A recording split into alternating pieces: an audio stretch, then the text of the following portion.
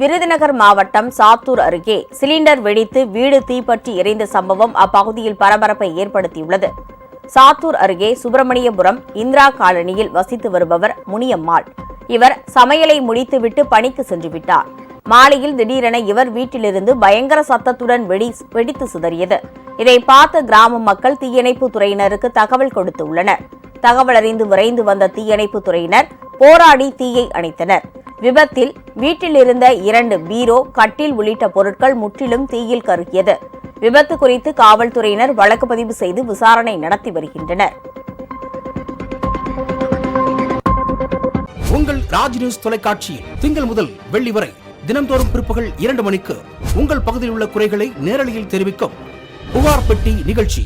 பங்கு பெறுங்கள், பயனடையுங்கள், காணத் தவறாதீர்கள்.